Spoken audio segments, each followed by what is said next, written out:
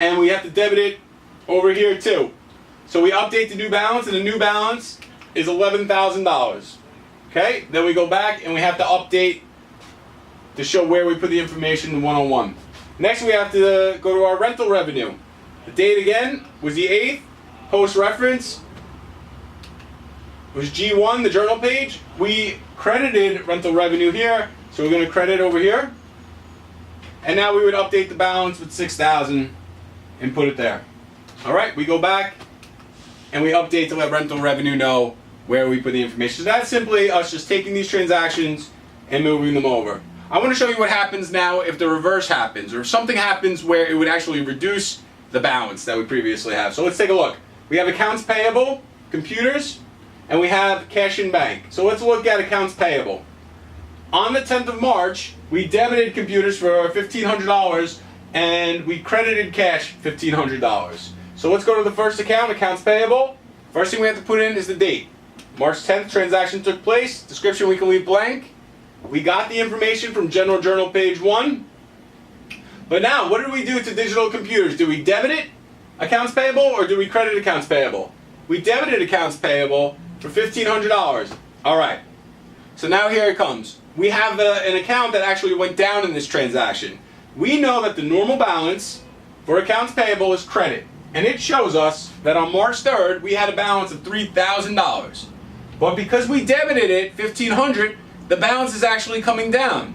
So let's see what happens. If we owed $3,000, because remember, that's what accounts payable is. If we owed $3,000, but in this transaction, we're paying them back some of the money we owe them, we don't owe them $3,000 anymore. The new amount that we would owe them would be $1,500. So all we did is we took the debit, we decreased our balance, and then we updated the new balance. So if I were to look at this account right now, I could look at the credit and accounts payable and say, right now my company owes $1,500 to Digital Tech Computers. Because that's the last number. That's what the balance is after the last transaction.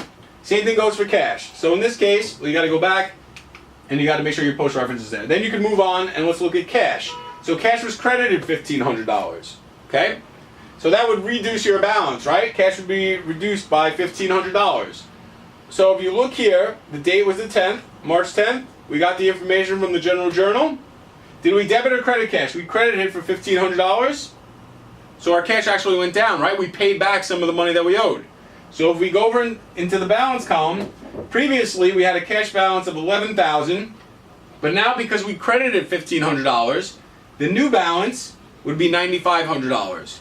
You see, even though it went down here, we would never write it in the non-normal balance side. We credited cash here, but we wouldn't write it on the credit side. We just update the balance and bring it down. So after every transaction, you need to update the balance. If it's on the normal balance side, you increase it and put the new balance. If it's on the non-normal, what you would do is you would decrease the amount and then write the new balance. So you're constantly updating your balances based on whether or not that account increased or decreased.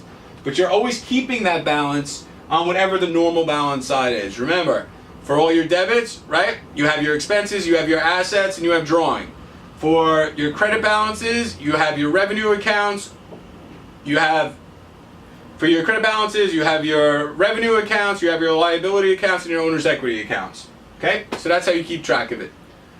Alright, so this is how we're posting from the General Journal over to the General Ledger and updating our balances. The next thing we're going to talk about to finish out this chapter is our trial balance.